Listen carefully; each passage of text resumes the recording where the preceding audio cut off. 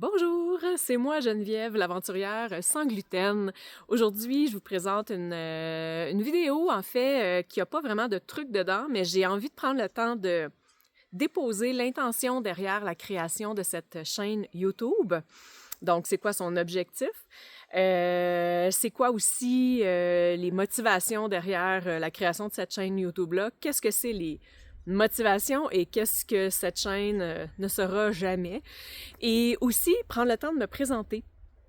Je suis qui, moi, Geneviève, l'aventurière sans gluten? C'est quoi un peu mon parcours de vie? Puis qu'est-ce qui fait qu'aujourd'hui, à 50 ans, je me lance dans une chaîne YouTube alors que jamais dans ma vie, sincèrement, j'aurais pensé faire ça. Sauf que là, il y a vraiment des motivations profondes qui font que je pense que ça peut faire une différence. Donc, j'ai envie de vous parler de ça. Et puis voilà, suivez-moi si ça vous intéresse. L'intention derrière la création de la chaîne YouTube L'Aventurière sans gluten, c'est super simple. C'est vous donner des outils super concrets pour vous permettre de partir dans vos aventures à vous. Puis pour moi, l'aventure, quand on vit avec des allergies alimentaires ou la maladie cœliaque, ça commence dès qu'on sort de notre cuisine pour un repas ou plus. Je vais vous parler un petit peu plus tantôt de tout mon parcours puis du nombre de repas que je prends à l'extérieur de chez moi.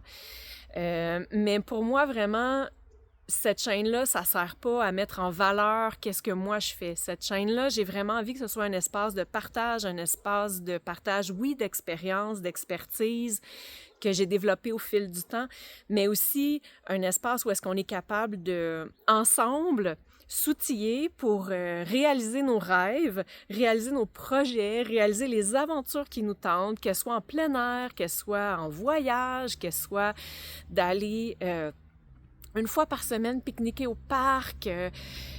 Peu importe en fait ce qui nous habite, mais l'intention derrière cette chaîne-là, c'est de partager toutes sortes d'outils, autant concrets, autant de parler aussi de la peur, des obstacles sociaux, psychologiques, de tous ces impacts-là.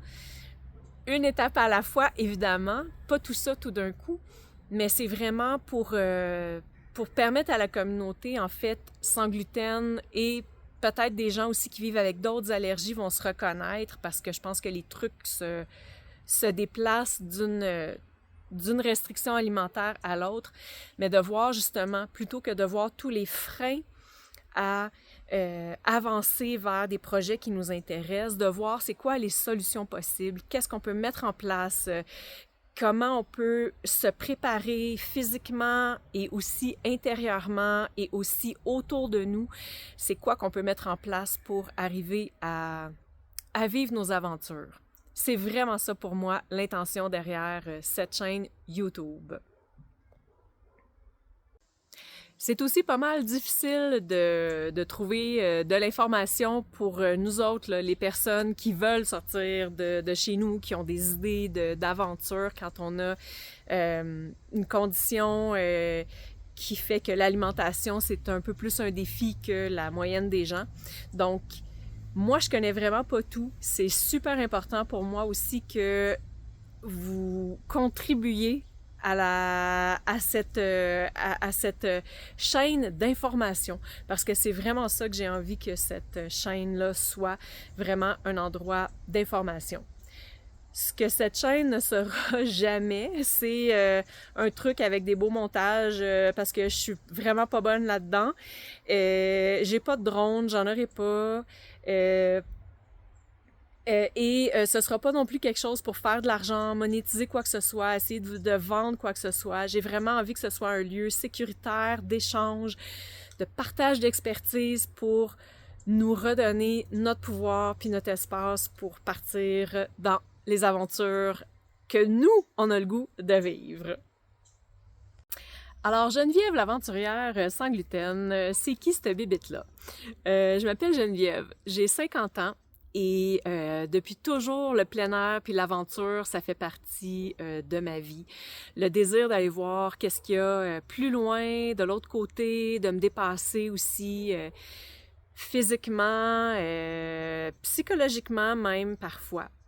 Et dans cette vie-là, en fait, j'ai été intervenante psychosociale toute ma carrière pas mal. Et en 2015, j'ai joint à ça une super corde. Je suis devenue guide de plein air, guide de randonnée, guide de vélo un petit peu aussi.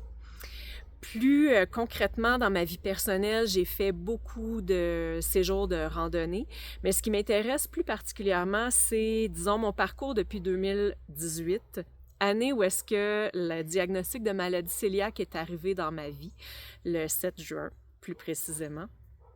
J'avais déjà une allergie au soya. Dont j'étais informée, donc ça s'est rajouté dans le package à prendre soin.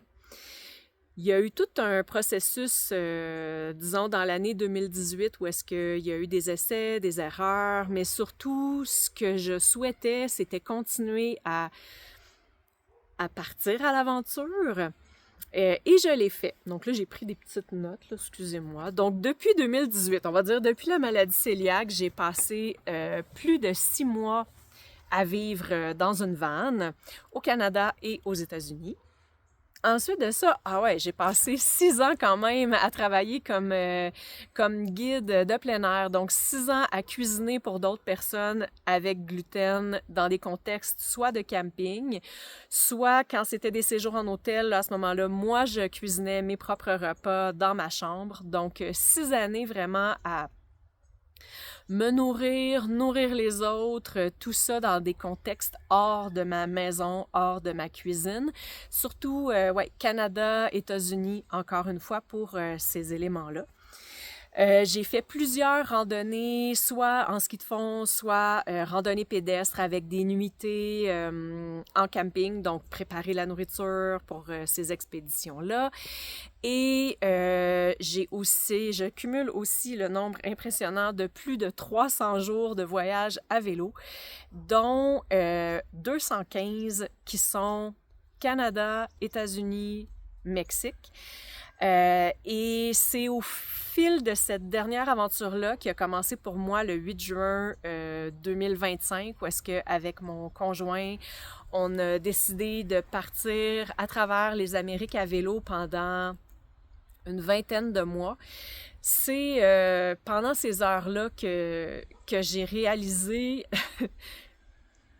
l'impact que ça allait avoir sur mon aventure, de partir aussi longtemps et de jour après jour, trouver des endroits où m'alimenter, trouver des ingrédients pour pouvoir cuisiner. Et c'est là que l'idée de la chaîne YouTube, elle s'est construite tranquillement pas vite parce que veux pas, je suis passée par tous les états émotionnels. Vraiment tout. Puis je pourrais vous en reparler dans d'autres vidéos. Mais en fait, c'est cette expérience-là, cette expertise, si on veut, que j'ai développée particulièrement au Mexique. Donc, on roule au Mexique depuis le 6 novembre. Aujourd'hui, je pense qu'on est le 9 janvier 2026. Donc, c'est ça que j'ai vraiment l'intention de partager. Mes apprentissages, les outils que je me donne pour, oui, m'alimenter au quotidien et aussi pour me sentir bien à l'intérieur de moi, pour construire ce que mon chum a appelé à un moment donné ma sécurité alimentaire. Puis j'ai trouvé ce terme-là extrêmement puissant. Donc, à travers cette chaîne YouTube-là, je vous partage c'est quoi mes outils à moi pour construire ma sécurité alimentaire à travers mes aventures, pour vous inspirer, vous outiller vous aussi pour que vous réalisiez ces grands projets, petits projets. Il n'y a pas de grandeur, il n'y a pas d'ordre de grandeur. C'est juste que là, je réalise que ce que je suis en train de faire, le défi de l'alimentation à tous les jours, il est vraiment présent. Et c'est pas évident tous les jours. Mais le cadeau qu'il y a derrière ça, en tout cas un des cadeaux, c'est vraiment que je pense que j'ai quelque chose que je peux transmettre à toute la communauté de personnes qui vivent avec des défis au niveau de l'alimentation, que ça nous freine pas, au contraire, qu'on en ressorte plus fort, puis qu'on se sente confiant de partir dans nos aventures. Donc c'est tout pour cette vidéo. Merci de l'avoir regardée.